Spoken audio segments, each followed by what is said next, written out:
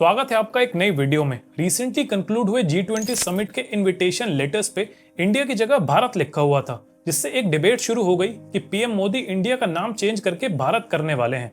India और भारत नाम का इतिहास, इसका ओरिजिन और अगर ये नाम चेंज होता है तो इसका इम्पैक्ट क्या होगा, आइए इस वीडियो में समझने की कोशिश करते हैं। That the Indian government might want to officially change the country's name to Bharat. Possible shifting from the English name India to a word dating back to ancient Hindu scriptures, Bharat. Should India's name be changed to Bharat?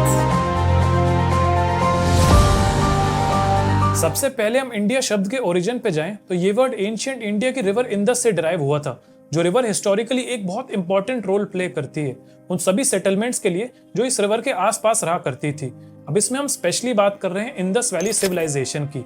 वहां रह रहे लोगों को ancient Greeks इंदोई कह के address करते थे, जिसका मतलब हुआ पीपल ऑफ द इंदस, यानी वो लोग जो इंदस नदी के उस पार रह रहे थे। अब फास्ट फॉरवर्ड करते हैं 17वीं सेंचुरी में, जब 24 अगस्त 1608 पे British east India company India में आके अपनी पहली ट्रेडिंग पोस्ट सेटअप करती है। तब ब्रिटिशर्स रिवर इंदस वाले रेफरेंस और बोलने के तरीके में हल्का सा बदलाव करते हुए यहाँ की टेरिटरीज को इंडिया कह के रेफर करने लगते हैं। अब समय बीतता जाता है और ईस्ट इंडिया कंपनी का कंट्रोल भी बढ़ता जाता है। इसके रिप्लाई में 1857 में इंडियन सिपाही म्यूटिनी यानी सिपाहियों का विद्रोह होता है, जिसको रिवोल्ट ऑफ 1857 के नाम से भी जाना जाता है।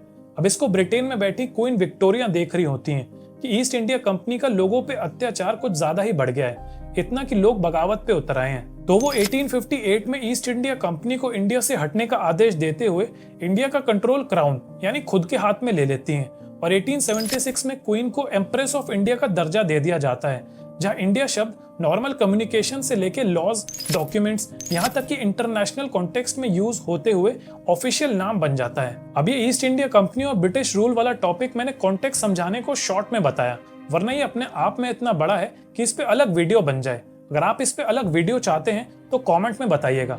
अब टॉपिक पे वापस आते हैं। 1947 में इंडिया को ब्रिटिश रूल से आजादी मिलती है, लेकिन ये नाम इंडिया हमारे साथ इतना पक्का हो जाता है कि जब 26 नवंबर 1949 को हमारा कॉन्स्टिट्यूशन यानी संविधान अडॉप्ट किया गया तो उसके सबसे पहले आर्टिकल 1 में ये मेंशन किया गया कि India that is Bharat shall be a union of states, और ऐसे कॉन्स्टिट्यूशन के हिसाब से इंडिया और भारत हमारे देश के ऑफिशियल नाम बन गए।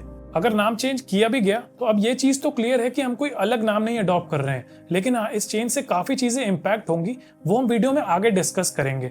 अब शॉर्ट में पहले जरा भारत वर्ड के ओरिजिन को भी थोड़ा जान लेते हैं। भारत शब्द के इंडियन हिस्ट्री और हमारे कल्चर में बहुत गहरे रूट्स हैं। ये टर्म्स जैसे कि भारत और Bharatvarsh ancient Indian text, Mahabharat और पुराणिक लिटरेचर तक में देखे जा सकते हैं। पर्टिकुलरली ये नाम भारत ऋग्वेद में मेंशन किए गए वैदिक ट्राइब ऑफ भारत, जो कि लोगों का एक ग्रुप था जो उस समय नॉर्थ वेस्ट में रहा करते थे, उनसे लिया गया है।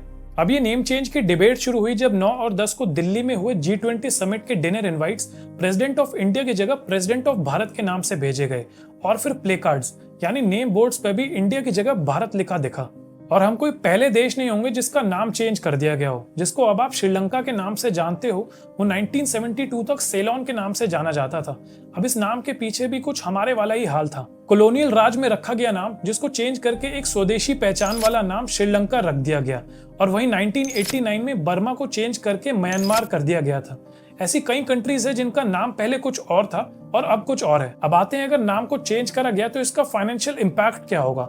नाम को इंडिया से भारत करने की देश को एक अच्छी खासी फाइनेंशियल कॉस्ट बेयर करनी पड़ेगी, जिसमें एस्टिमेट्स के हिसाब से 14,000 करोड़ रुपयों से भी ज्यादा खर्च करने पड़ सकते हैं, जिसमें ऑफिशियल डॉक्यूमेंट्स में चेंजेस से लेकर रीब्रांडिंग, हर जगह से साइंस चेंज और इससे रिलेटेड एक्टिविटीज में ही अगर ये पैसा यूज हुआ और कहीं हेरा फेरी नहीं हुई तब की इतनी कॉस्ट है। साथ ही अब ये डिजिटल एज है, तो एक नेम चेंज का मतलब हुआ कि वेबसाइट्स, डोमेन नेम्स और डेटाबेस में भी चेंज करने पड़ेंगे।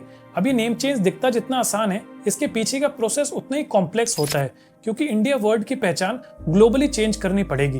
अब मैंने हर जगह नेम चेंज को मेंशन करते हुए अगर वर्ड का इस्तेमाल किया, क्योंकि आज यानी 14 सितंबर तक सरकार की तरफ से इस पे कोई कंफर्मेशन नहीं आया, सिवाय वो G20 हिंट्स के।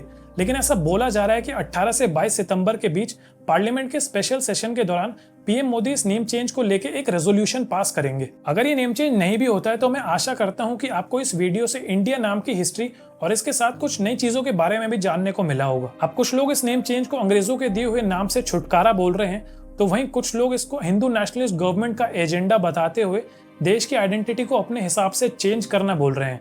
ये चीज़ मैं आप पे छोड़ता हूँ, इस पे आप अपनी राय कमेंट सेक्शन में बताएं। मिलते हैं अगली वीडियो में।